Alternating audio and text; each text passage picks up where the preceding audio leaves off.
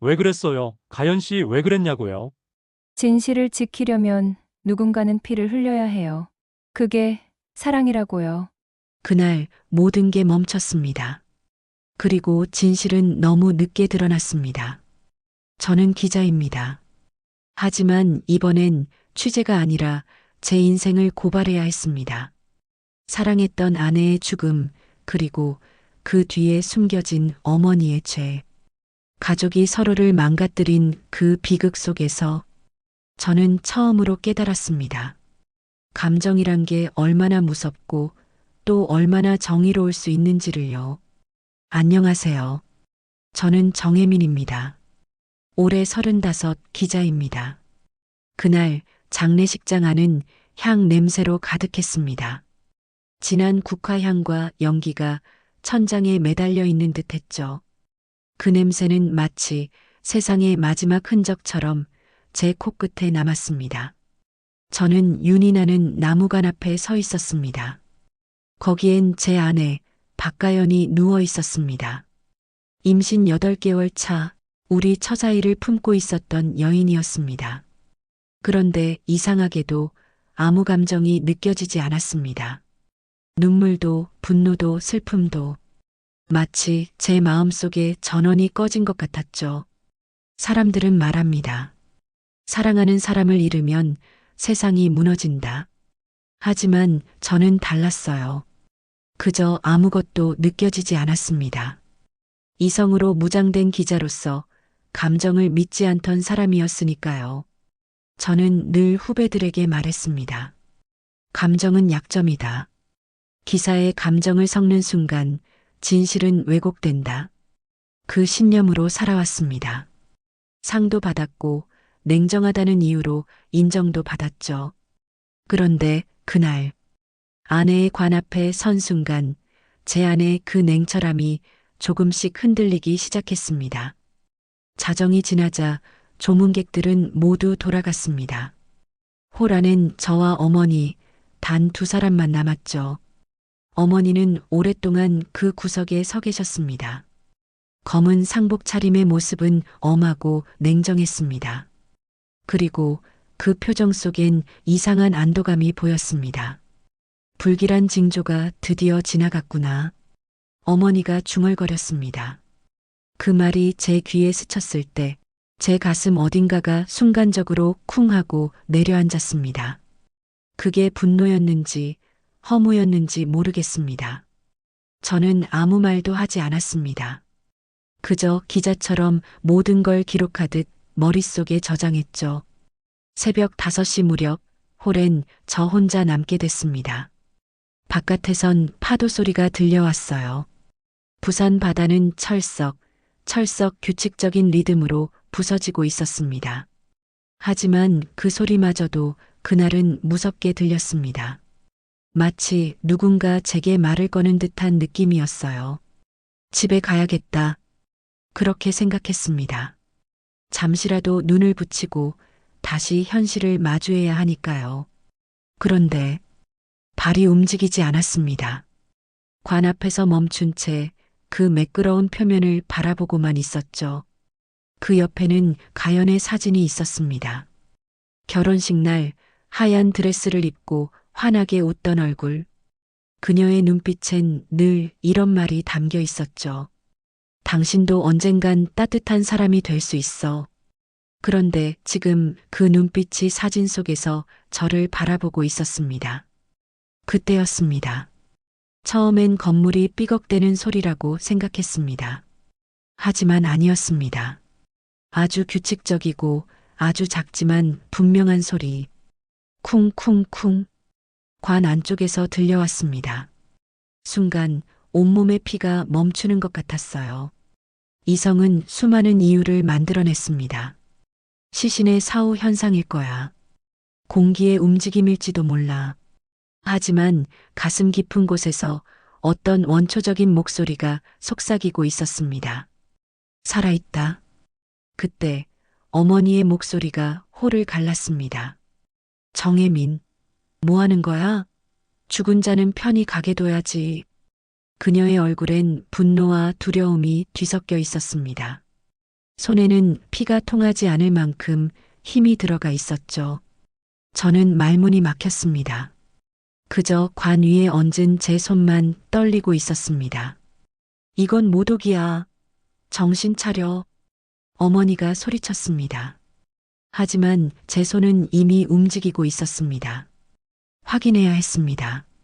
지금 제 귀에 들려온 이 불가능한 소리를. 그때 누군가 문을 박차고 들어왔습니다. 하얀 가운 자락이 휘날리며 한 여자가 뛰어들었죠. 윤세연, 가연의 친구이자 의사였습니다. 그녀는 청진기를 들고 있었습니다.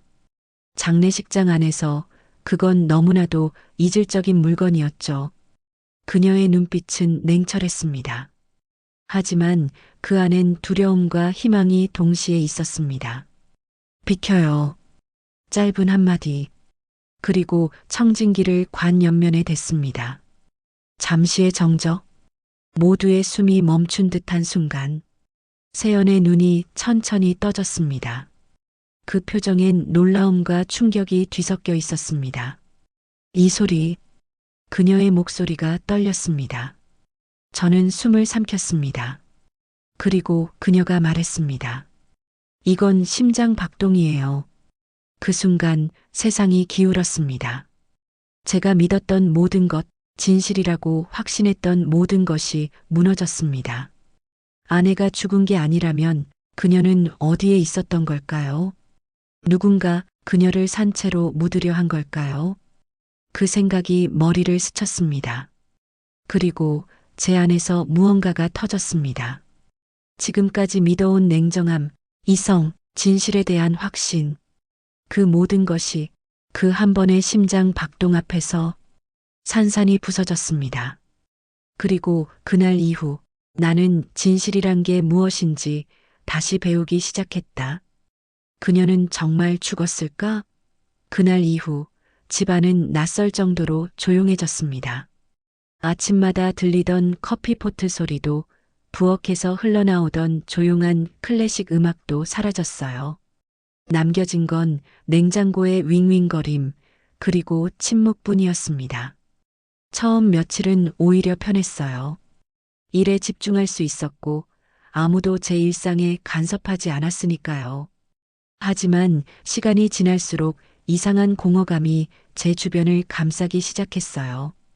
테이블 위에는 가연이 남겨둔 머그컵이 그대로 있었죠. 컵 안에는 말라붙은 커피 자국이 있었고 컵 옆에는 미처 정리하지 못한 초음파 사진 한 장이 놓여 있었습니다. 흑백의 흐릿한 이미지 속 작은 점 하나. 그 점이 우리 아이라는 걸 믿고 싶지 않았어요. 믿는 순간 견딜 수 없을 것 같았거든요. 저는 일에 매달렸습니다. 새벽까지 기사 쓰고 밤을 새우며 편집했습니다. 하지만 원고의 문장 사이사이에서 이상하게도 가연의 목소리가 들렸어요. 당신은 감정을 무서워해요. 그 말이 계속 머릿속을 맴돌았어요. 마치 제 뇌 안 어딘가에 새겨진 낙인처럼요. 며칠 후 부산 친정집에 간다는 가연에게 전화를 걸었습니다. 괜찮아? 짧은 침묵이 이어졌고 그 뒤로 들린 목소리는 아주 차분했어요. 괜찮아요. 쉬고 있어요. 그 말 한마디면 충분했어야 했는데 뭔가 이상했어요. 너무 조용했어요. 가연의 숨소리조차 들리지 않을 정도로. 그리고 전화를 끊기 전 가연이 아주 조용히 덧붙였어요. 우리 아이는 잘 자라고 있어요. 그 말이 전부였죠. 그게 가연에게서 들은 마지막 목소리였습니다. 그날 밤 저는 악몽을 꿨어요. 검은 물속에서 누군가 제 이름을 부르는 꿈이었습니다. 지훈아. 물거품처럼 희미한 그 목소리가 제 귓가에서 아주 가까이 들려왔어요.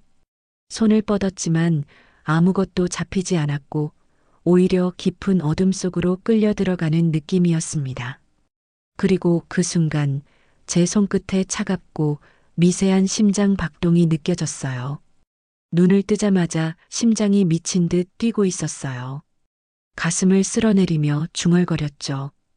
꿈이야, 그냥 꿈이야. 하지만 그날 이후 이상한 일이 계속 일어났어요. 밤마다 가연이 쓰던 향수 냄새가 방 안에서 희미하게 났고 서재 컴퓨터 화면이 이유 없이 켜지기도 했습니다. 그리고 화면엔 늘 같은 파일 하나가 열려 있었어요. INTERVIEWDRAFT 가연. HWP. 그건 예전에 가연의 학교에서 인터뷰 기사 쓸 때 정리했던 초안 파일이었어요. 열어보니 제 문장 사이사이에 누군가 낯선 문장을 더씹혀둔 듯 보였죠. 감정은 약점이 아니다. 두려움이 있어야 사람은 진심을 배운다.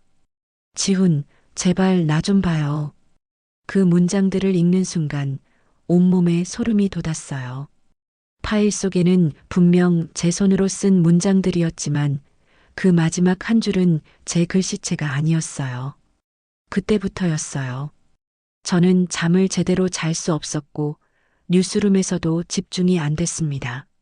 화면 속 사람들, 인터뷰이들의 표정 하나하나가 갑자기 너무 낯설게 느껴졌어요. 그들의 얼굴 뒤에 감춰진 감정을 읽을 수 없다는 게 두려웠습니다. 후배 기자 하나가 물었어요. 선배, 괜찮으세요? 요즘 얼굴이 좀. 저는 대답 대신 웃었죠. 괜찮아. 일 때문에 그래. 하지만 제 안은 점점 무너지고 있었어요. 밤마다 불면증에 시달리며 저는 서재 책상 앞에 앉아 가연의 초음파 사진을 바라봤습니다. 사진 속 희미한 그림자, 그 안에 있던 생명이 지금도 어딘가에 있을까? 아니면 이미 사라졌을까? 그 생각이 머릿속을 떠나질 않았어요. 그러던 어느 날 밤 부산의 한 병원 번호로부터 전화가 왔습니다. 모르는 번호였지만 본능적으로 느꼈어요. 가연이다. 수화기 너머로 들려온 목소리는 간호사였어요. 혹시 박가연 씨 남편 되시죠? 제 심장이 멎는 줄 알았습니다. 네, 무슨 일이죠? 오늘 새벽 환자분이 교통사고로 응급실에 실려왔습니다. 지금은 그 뒤의 말은 들리지 않았어요. 주변의 모든 소리가 꺼지고 세상 전체가 멈춘 듯 했죠. 저는 비행기 표를 끊고 부산으로 향했습니다. 손에 쥔 초음파 사진이 땀에 젖어 구겨져 있었어요. 병원에 도착했을 때 이미 늦었어요. 차가운 시트 위에 가연은 너무 조용했고 너무 평화로워 보였어요. 그 옆에는 작은 봉투 하나가 놓여 있었습니다. 지훈에게. 가연의 글씨였어요. 손이 떨려서 봉투를 제대로 잡을 수도 없었습니다. 봉투 안에는 짧은 편지 한 장과 작은 목걸이 하나가 들어 있었어요. 목걸이 안에는 초음파 사진과 같은 작은 점이 새겨진 금속 펜던트가 들어 있었습니다. 편지에는 이렇게 쓰여 있었어요. 우리 아이의 심장은 아직 뛰고 있어요. 내가 느꼈어요. 당신도 언젠가는 느낄 거예요. 진실은 논리가 아니라 마음이 가르쳐 주는 거니까. 그 문장을 읽는 순간 제 머릿속이 새하얘졌습니다. 그리고 그날 밤 장례식장에서 저는 가연의 관 안에서 그 심장 박동을 들었던 겁니다. 그날 이후 저는 진실을 찾는 방식이 완전히 달라졌습니다. 기자였던 저는 늘 냉정하게 사실만을 좇았지만 그날 이후엔 사람의 표정, 눈빛, 목소리에 떨림을 보기 시작했어요. 진실은 언제나 데이터 속에 있는 게 아니었습니다. 사람의 가슴 속 그 복잡하고 모순된 감정 안에 있었어요. 그때 알았어요. 가연이 마지막까지 지키고 싶었던 건 생명이 아니라 제가 잃어버린 사람다움이었다는 걸요. 장례식장 문이 닫히는 소리가 들렸다. 그제야 혜미는 정신이 아득해졌다. 세연이 그의 어깨를 붙잡고 뭐라고 했지만 그 말이 귀에 닿지 않았다. 그의 시선은 여전히 문 쪽을 향하고 있었다. 어머니가 사라진 그 문으로 무언가 되돌릴 수 없는 게 지나간 것 같았다. 잠시 후 복도의 끝에서 들려오는 신생아의 울음소리가 다시 한번 그를 붙잡았다. 살아있다는 사실, 그 자체가 믿기지 않았다. 불과 몇 시간 전만 해도 관 속에 있던 아내의 배에서 작은 생명이 이렇게 소리를 내고 있었다는 것이 이해되지 않았다. 세연이 조심스럽게 말했다. 병원으로 바로 옮겼어요. 인큐베이터 상태 안정적이에요. 하지만 혜민의 눈동자는 여전히 흔들리고 있었다. 그 안에는 기쁨도 안도도 없었다. 대신 어떤 냉정한 직감이 있었다. 이건 단순한 사고가 아니다. 누군가의 의도가 있었고 그 어둠은 가족 안에서 시작된 것일지도 모른다는 직감이었다. 그날 밤 그는 장례식장 옆 대기실에서 홀로 앉아 있었다. 불 꺼진 공간엔 조문객이 모두 떠난 뒤의 냄새가 남아 있었다. 향 냄새, 피 냄새, 그리고 약품 냄새. 서늘한 공기가 흐르고 있었다. 그리고 그의 머릿속에는 단 하나의 문장만이 맴돌았다. 가연은 산채로 묻혔을지도 몰라요. 그 말을 곱씹을수록 그가 알고 있던 세상이 무너져 내렸다. 아내를 잃었다는 사실보다 더 무서운 건 그 죽음이 누군가의 선택이었을지도 모른다는 것이었다. 그때 문이 살짝 열리며 장례식장 직원이 들어왔다. 혜민 씨 댁 어머님이 남기고 가신 게 있습니다. 직원이 조심스럽게 내민 건 검은 천으로 감싼 작은 상자였다. 가연 씨의 결혼 반지라며 꼭 혜민 씨에게 전해달라고 하셨어요. 그 상자를 받는 순간 혜민의 손끝이 얼어붙었다. 결혼 반지는 이미 아내의 손가락에 끼워져 있었을 텐데. 그럼 관 속에 있던 반지는 뭐였지? 그는 천천히 상자를 열었다. 안에는 반짝이는 금반지 하나와 그리고 접힌 종이 쪽지가 있었다. 쪽지엔 삐뚤빼뚤한 글씨로 이렇게 적혀 있었다. 다시 묻지 마라. 이 일은 가문의 일이다. 순간 그의 머릿속이 새하얘졌다. 가문의 일이라는 그 한 문장이 불길한 과거를 건드렸다. 그가 기자로 일하며 가족사를 언급하면 어머니가 늘 입을 닫던 이유, 아버지의 죽음이 교통사고로 처리됐던 그날, 그녀가 왜 유독 장례를 서둘렀는지, 모든 조각들이 천천히 이어지고 있었다. 그는 떨리는 손으로 휴대폰을 들었다. 세연, 병원에 도착했어? 아기 상태는? 안정적이에요. 체온 유지도 잘 되고요. 근데 세연의 목소리가 낮아졌다. 병원에 아까 김재성 박사가 왔었어요. 그 의사가요? 네. 근데 이상했어요. 우리 의료진한테 접근도 못하게 하고 아기의 상태를 직접 보겠다고 하더군요. 무슨 권한으로 그러는지 모르겠어요. 혜민의 등골이 오싹해졌다. 그 이름 김재성. 그는 이제 단순한 의사가 아니었다. 무언가를 숨기고 있는 사람. 그리고 그와 어머니가 연결되어 있을지도 모른다는 의심이 들었다.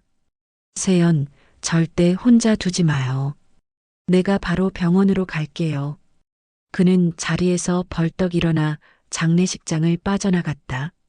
밤 공기가 차가웠지만 머릿속은 불타고 있었다. 달리는 차 안에서 그의 눈엔 아내의 마지막 모습이 떠올랐다. 숨쉬지 못했던 얼굴, 그리고 살아난 아기의 작은 심장 소리. 그 모든 게 우연일 리 없었다. 병원 복도에 들어서자마자 그는 세연을 찾았다. 아기는?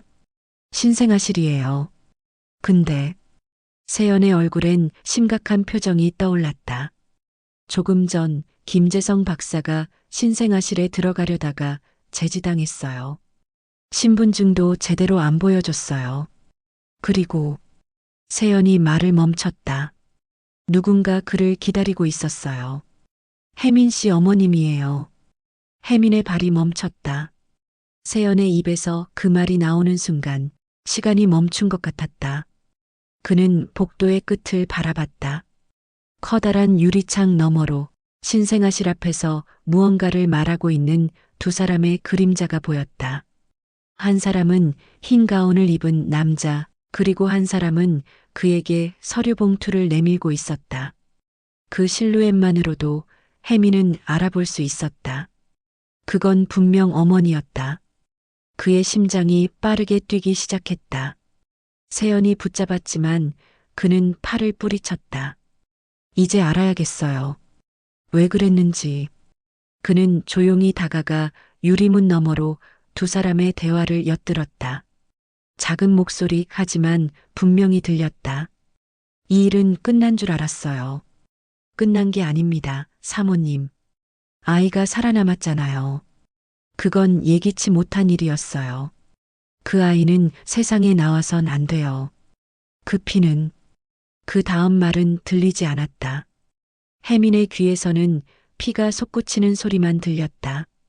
그는 유리를 손으로 꽉 쥐었다. 심장이 요동쳤다. 그 순간 세연이 그의 손을 잡았다. 지금 들어가면 안 돼요. 확실한 증거부터 모아야 해요. 하지만 그는 이미 움직이고 있었다. 문을 밀어젖히고 두 사람 앞으로 다가섰다. 그만하세요. 혜민의 목소리가 낮고 무겁게 울렸다. 이제 숨기지 마세요. 도대체 왜 가연에게 그런 짓을 했습니까? 어머니가 돌아섰다. 그 얼굴엔 피가 가신 듯 창백함이 흘렀고 입술은 떨리고 있었다. 하지만 곧 익숙한 냉정함이 얼굴을 덮었다. 너는 모르는 일에 끼어들지 마라. 그 아이는. 그녀가 말을 이으려는 순간 신생아실 안에서 다시 울음소리가 터져나왔다. 새로운 생명, 아직 이름조차 없는 존재의 울음. 그 소리는 마치 하늘에서 내려온 심판처럼 이 공간의 모든 공기를 갈라놓았다. 어머니의 얼굴이 그 소리에 미묘하게 일그러졌다. 그건 분노도 슬픔도 아니었다. 두려움이었다. 자신이 감춰온 진실이 무너지고 있다는 두려움. 혜미는 그 표정을 보며 확신했다. 이건 단순한 가족의 비밀이 아니었다. 그 아이의 존재는 누군가가 지워버리려 했던 과거의 진실을 다시 불러낸 것이다. 그는 천천히 한 발 앞으로 걸어나갔다. 이제 끝까지 가볼 겁니다. 그게 피든 죄든 진실이든 숨길 수 없어요. 그의 말이 병원 복도에 묵직하게 울려 퍼졌다. 그리고 그 순간 김재성의 눈빛이 흔들렸다. 그건 분명 들켜선 안 될 자의 눈빛이었다. 조용한 병원 복도에 아기의 울음소리가 다시 퍼졌다. 그 울음은 더 이상 연약하지 않았다. 살아있음을, 세상의 존재함을 증명하는 듯한 작지만 단단한 생명의 외침이었다. 그리고 혜미는 그 소리를 들으며 결심했다. 이제부터의 싸움은 진실을 위한 싸움이 될 것이다. 가연이 남긴 생명, 그 아이의 숨소리가 모든 비밀을 밝히는 시작이 될 테니까. 서울의 새벽은 유난히 고요했습니다. 사흘째 잠을 제대로 자지 못한 채 저는 거실 한가운데 앉아 있었습니다. 텅 빈 집이 숨죽인 듯 조용했어요. 냉장고 돌아가는 소리마저 유난히 크게 들릴 정도로요. 부엌 조리대에는 여전히 가연의 커피잔이 놓여 있었어요. 손자 담요를 정리하던 가연의 손길이 아직 남은 듯 잔 주위엔 바람 한 점도 머물지 않았죠. 소파엔 그녀의 돋보기가, 현관엔 반쯤 벗겨진 신발 한 짝이 그대로 남아 있었습니다. 마치 잠시 외출한 사람이 곧 돌아올 것처럼요. 하지만 가연은 돌아오지 않았습니다. 지금 그녀는 부산의 병원 중환자실에 누워 있어요. 심장은 기계덕에 뛰고 있지만 의식은 돌아오지 못했습니다. 의사들은 지속적 식물 상태라고 표현했죠. 그 말이 너무 차가워서 마치 사람의 존엄을 숫자로만 보는 것 같았어요. 그녀가 떠난 자리는 그날 이후 모든 게 멈춘 듯 했습니다. 하지만 아이만은 살았어요. 세상에서 가장 작고 약한 생명이었지만 누구보다도 강했습니다. 저는 그 아이에게 별아라는 이름을 지었습니다. 어둠 속에서도 끝내 빛을 내는 별처럼 살아남은 아이. 그게 제 마음이었어요. 하지만 별아의 탄생은 기적이었지만 제 머릿속엔 다른 단어가 떠올랐습니다. 살인. 그 단어가 머릿속을 떠나지 않았어요. 사건이 아니었고 단순한 사고도 아니었습니다. 어딘가에 누군가가 이 모든 걸 설계했단 예감이 있었어요. 그리고 그 예감은 믿기 싫게도 제 어머니에게 닿아 있었습니다. 어머니는 늘 운명과 징조를 믿는 분이셨어요. 점집을 다니고 길이를 고르고 나쁜 꿈을 꾸면 며칠을 기도하던 그런 분이셨죠. 어린 시절엔 그런 모습이 그냥 어머니의 습관이라고 생각했습니다. 그런데 그 미신이 사람의 생명을 뒤흔들 줄은 몰랐습니다. 며칠 전 경찰이 가연의 휴대폰을 돌려줬습니다. 차량 충돌에도 기적적으로 멀쩡했대요. 처음엔 차 막힐 용기가 없었습니다. 하지만 더 이상 피할 수 없었죠. 전원을 켜자 배경화면에 우리의 결혼식 사진이 떴습니다. 그날의 미소가 너무 눈부셔서 잠시 숨이 막혔습니다. 그 미소 뒤에 이런 비극이 숨어 있었을까요? 휴대폰 안엔 음성 녹음기 앱이 있었습니다. 듣지 않은 녹음 파일이 7개. 날짜를 보니 사고가 나기 바로 전날까지 녹음돼 있었습니다. 손끝이 떨렸습니다. 첫 번째 파일을 눌렀습니다. 사각사각. 옷이 스치는 소리, 그리고 낯익은 목소리. 내가 베고 있는 그 아이에 대해 이제는 얘기해야겠구나. 그건 제 어머니의 목소리였습니다. 숨이 멎는 줄 알았어요. 가연은 담담히 말했습니다. 얘기할 게 없어요. 제 아기를 지킬 거예요. 내 아기. 어머니의 목소리가 차갑게 갈라졌습니다. 그건 불행의 씨앗이야. 점쟁이가 말했어. 이 아이는 저주받은 띠라더구나. 그때의 대화는 점점 미친 듯이 흐트러졌어요. 가연은 눈물을 삼키며 애원했지만 어머니는 마치 신의 뜻을 전하는 사람처럼 오히려 확신에 찬 목소리로 말했습니다. 이 임신은 끝내야 했어. 이제 쉬운 방법은 늦었어. 그 말이 제 귓속에서 벼락처럼 울렸습니다. 쉬운 방법은 늦었어. 그게 무슨 뜻이었을까요? 그 다음 파일을 재생했을 때 제 세상은 무너졌습니다. 어머니가 누군가와 통화 중이었습니다. 자연스럽게 보여야 해요. 차 사고면 완벽하겠죠. 추적 불가능하게요. 일주일 안에 끝내면 돈은 2배로 드릴게요. 그 순간 심장이 멎는 줄 알았습니다. 그녀는 제 아내의 죽음을 거래처럼 이야기하고 있었습니다. 그리고 2 문제를 한 번에 해결하라는 말도 있었습니다. 2 문제. 그게 가연과 뱃속의 아이였던 겁니다. 손이 덜덜 떨렸습니다. 이건 단순한 미신이 아니었습니다. 가문의 저주라는 이름 아래 어머니는 직접 살인을 계획한 거였습니다.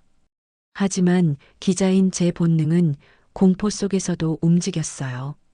저는 증거가 필요했습니다. 녹음만으로는 부족했죠. 그래서 사고 현장으로 향했습니다. 그 모든 걸 직접 확인하기 위해서요. 부산 송정해변 근처 해안도로. 석양이 바다를 붉게 물들이고 있었지만 제 눈엔 그저 차가운 현장이었어요. 차량이 부딪힌 흔적, 찢어진 가드레일, 그리고 남겨진 타이어 자국. 모든 게 한 사람의 의도를 증명하고 있었습니다. 그때 길 건너편 작은 편의점에서 한 할머니가 저를 유심히 바라보고 있었습니다.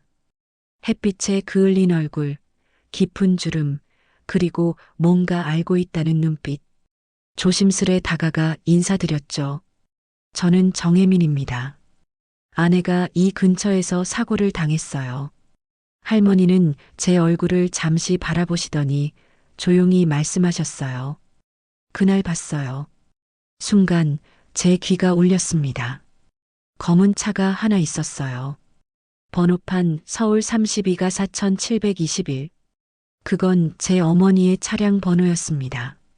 할머니는 손을 꼭 쥐며 말했습니다. 그 여자가 사고 난 부인 차로 다가갔어요.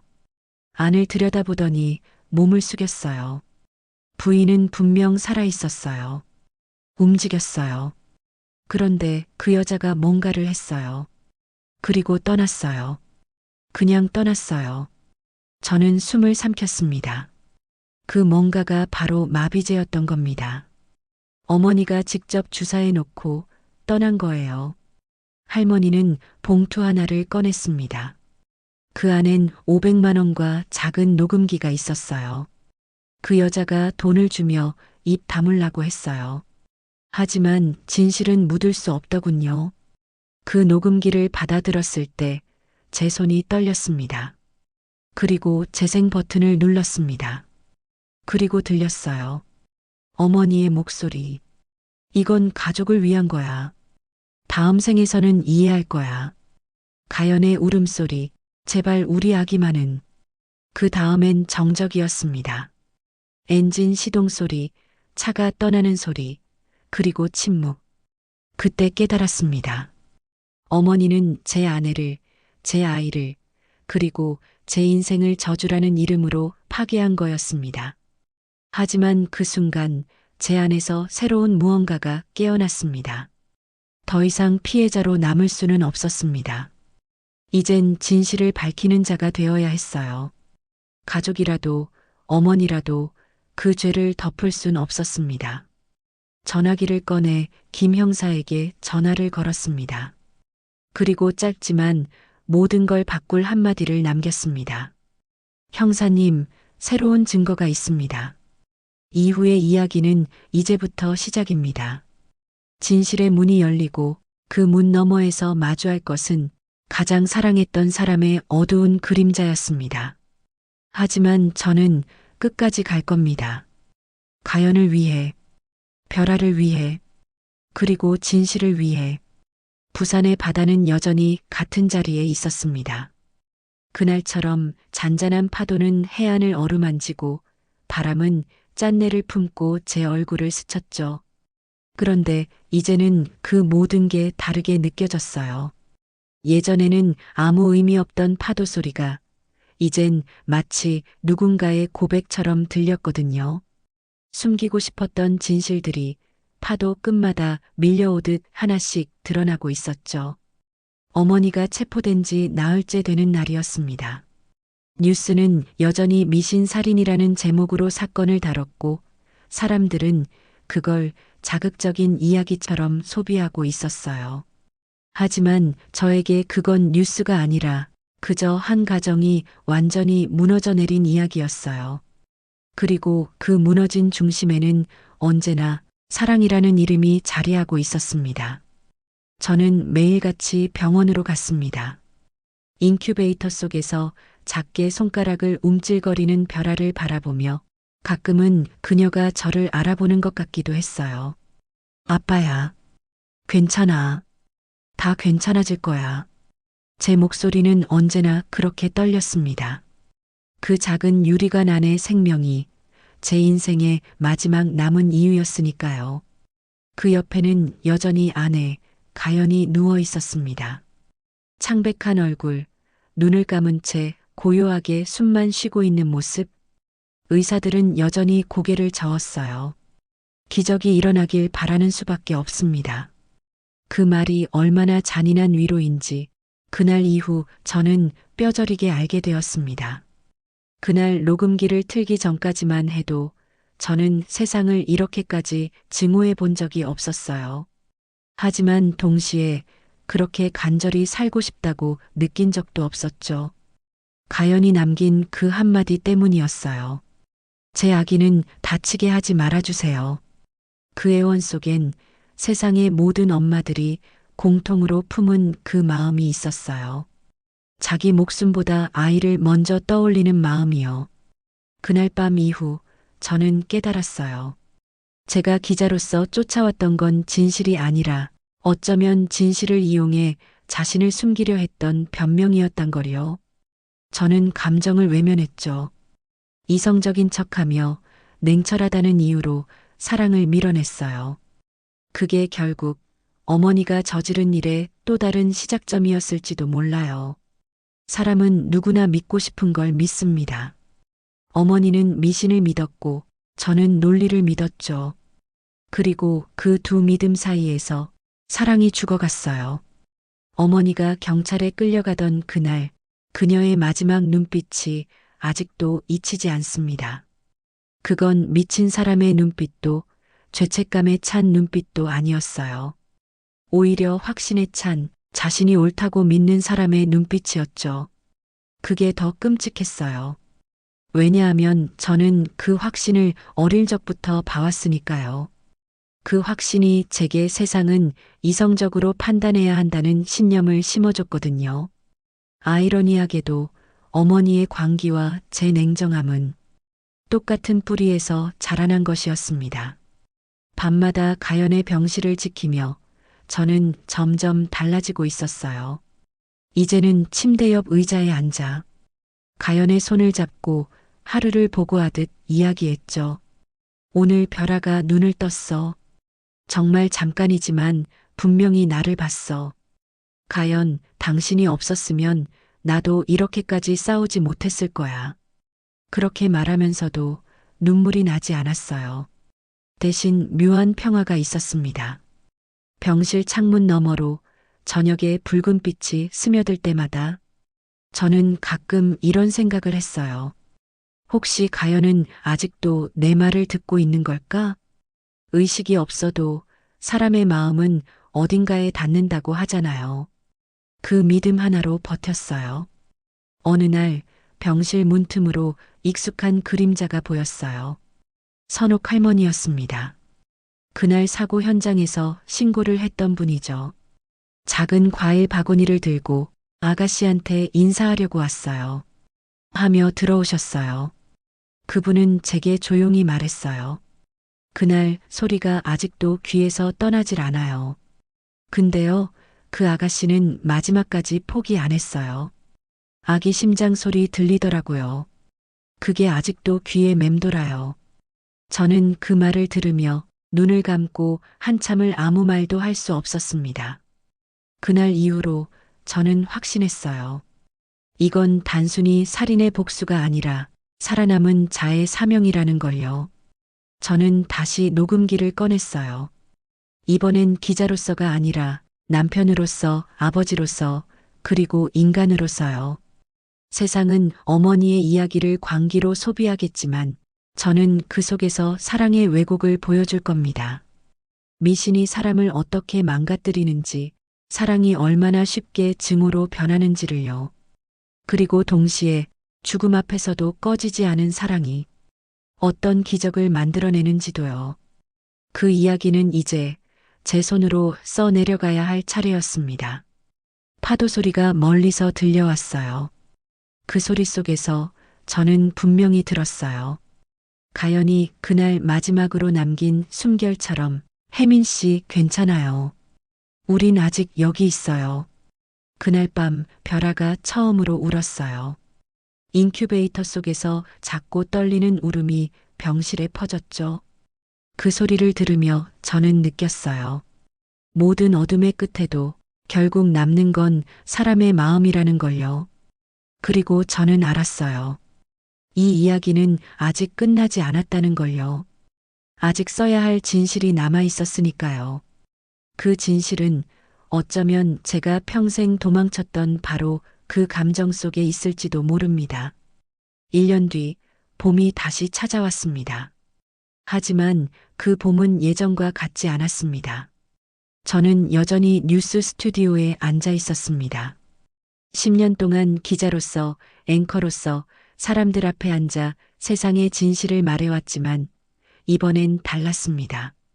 책상 위에는 원고 대신 제 무릎 위엔 제 딸 벼라가 앉아 있었죠. 2살이 된 벼라는 웃음이 참 많은 아이입니다. 한때 의사들이 살 가능성이 희박하다고 했던 그 아이가 지금은 인형을 꼭 끌어안고 토끼를 폴짝폴짝 뛰게 하며 제 무릎에서 노는 겁니다. 그 모습을 보고 있으면 기적이라는 말이 얼마나 소중한 건지 새삼 느껴집니다. 하지만 그 웃음 뒤에는 너무도 긴 싸움이 있었죠. 첫 석 달 동안 별아는 신생아 중환자실에서 기계의 의지에 숨을 쉬었습니다. 하루하루가 기적이었고 한 걸음 한 걸음이 기도의 연속이었습니다. 의사들은 저를 준비시켰죠. 발달이 늦을 수도 있고 평생 의료적 문제가 따라올 수도 있다고요. 하지만 제 딸은 끝내 그 모든 예측을 깨뜨렸습니다. 그리고 그 고집스러움은 분명 제 아내 가연의 것이었습니다. 그녀는 언제나 말했어요. 진짜 강한 사람은 끝까지 사랑할 줄 아는 사람이야. 그 말을 이해하기까지 제겐 너무 오랜 시간이 걸렸습니다. 재판이 끝난 지는 이제 6개월이 넘었습니다. 법정에서 어머니에게 내려진 판결은 무기징역. 그녀는 단 한 번도 눈을 피하지 않았고 끝까지 자신이 옳았다고 말했습니다. 나는 아들을 지킨 거야. 저주받은 혈통에서 보호한 거야. 그 말을 듣는 순간 제 가슴은 서늘하게 식어버렸습니다. 피부치라는 이름 아래 벌어진 살인, 사랑이라 믿은 광기 앞에서 세상은 너무도 차가웠습니다. 사람들은 저에게 용서하라고 말했죠. 이제 놓아주라고, 그래야 제가 편해진다고. 하지만 그게 쉽던가요? 누군가 내 인생의 절반을 앗아갔는데 어떻게 쉽게 놓을 수 있겠어요? 그녀가 보낸 편지들엔 여전히 같은 말이 적혀 있었습니다. 나는 너를 지켰다. 언젠가 내가 이해하게 될 거야. 하지만 저는 그 편지를 한 장 한 장 태웠습니다. 그 불빛 속에서 다짐했어요. 이젠 그 불행의 사슬을 여기서 끝내겠다고. 그리고 오늘 저는 다시 방송 앞에 앉았습니다. 이번엔 기자가 아닌 한 사람으로서 진실을 전하는 대신 느낀 것을 말하려고요. 카메라에 불이 켜지고 제 목소리가 스튜디오 안을 채웠습니다. 오늘 우리는 한 사건을 마무리합니다. 한 기자가 자신의 가족을 무너뜨린 비극 속에서 진실과 감정, 그리고 사랑의 의미를 다시 찾아낸 이야기입니다. 제 앞에 모니터에는 제 딸 별아가 잡혔습니다. 토끼 인형을 흔들며 웃는 그 아이는 그 어떤 뉴스보다도 더 강렬한 생명의 증거였습니다. 제 아내는 여전히 병원 침대에 누워 있습니다. 의식은 없지만 저는 믿습니다. 그녀는 듣고 있고 우리를 보고 있고 우리 딸이 자라나는 모습을 느끼고 있을 거라고요. 제 목소리는 흔들렸지만 저는 끝까지 읽었습니다. 제가 배운 건 단 하나입니다. 진실은 차가운 데이터 속에만 있는 게 아닙니다. 때로는 우리가 느끼는 감정 속에 사랑과 두려움 그리고 용기 속에 숨어 있습니다. 감정은 진실의 적이 아닙니다. 감정이야말로 정의의 시작입니다. 그 순간 별아가 제 볼을 만지며 웃었어요. 그 웃음이 마치 괜찮아, 아빠라고 말하는 듯 했습니다. 방송이 끝나고 저는 별아를 안고 조용히 스튜디오를 나섰습니다. 서울의 밤 공기가 차가웠지만 봄의 냄새가 났어요. 벚꽃이 흩날리고 그 사이로 달빛이 부드럽게 비추고 있었죠. 우리는 그 길로 부산으로 향했습니다. 매주 금요일마다 하는 약속이니까요. 가연을 만나러 가는 길. 묘지 입구에 도착하자 익숙한 공기가 저를 맞이했습니다. 태종대 절벽 아래, 가연이 가장 좋아하던 벚나무 아래. 그곳에는 검은 화강암 묘비 하나, 그리고 마음으로 보는 법을 가르쳐준 사람이라는 문구가 새겨져 있었습니다. 저는 별아를 품에 안고 무릎을 꿇었습니다. 가연아, 이제야 내가 말했던 걸 알겠어. 사람은 머리로만 사는 게 아니야. 가슴으로 봐야 한다는 말, 그게 이렇게 어려운 줄 이제야 알았어. 바람이 불고 벚꽃이 흩날렸습니다. 꽃잎 하나가 묘비 위에 내려앉자 별아가 손가락으로 가리켰습니다. 엄마. 그 한마디가 제 모든 말을 대신했어요. 그래, 여기가 엄마야. 그때 한 마리 나비가 조용히 묘비 위에 앉았습니다. 벼라는 눈을 동그랗게 뜨고 손뼉을 쳤어요. 아빠 예뻐요. 저는 웃었습니다. 눈물이 흐르는데도 웃을 수 있었습니다. 그래, 엄마야. 엄마가 보고 있는 거야. 이제 저는 매일 기록을 씁니다. 이건 기자의 보고서가 아닙니다. 사랑과 용서, 그리고 감정의 진실에 대한 이야기입니다. 가연이 남긴 마지막 가르침처럼요. 삶은 논리로만 설명되지 않습니다. 사랑은 숫자로 증명되지 않아요. 가장 큰 진실은 언제나 가슴으로 느껴지는 법입니다. 벼라의 숨소리가 제 어깨 위에서 고르게 들렸습니다. 그 소리를 들으며 저는 깨달았습니다. 끝이라고 생각했던 모든 것이 사실은 시작이었다는 거리요. 죽음이 사랑을 멈추게 하지 않았고 고통이 저를 무너지게 하지 않았습니다. 오히려 모든 것을 잃은 그 자리에 새로운 이해와 새로운 용기가 피어났습니다. 별들이 하늘을 덮고 있었어요. 그 중에서도 유난히 밝게 빛나는 별 하나. 그건 제 딸의 이름이자 가연이 제게 남긴 마지막 선물이었습니다. 별아, 여름의 별. 가장 어두운 밤에도 꺼지지 않는 우리 가족의 희망의 불빛이요. 이제 저는 압니다. 감정은 약점이 아닙니다. 그건 정의의 시작이고 사람이 사람으로 남게 하는 마지막 힘이라는 것을요. 그리고 그걸 믿는 한 이 이야기는 끝나지 않을 겁니다.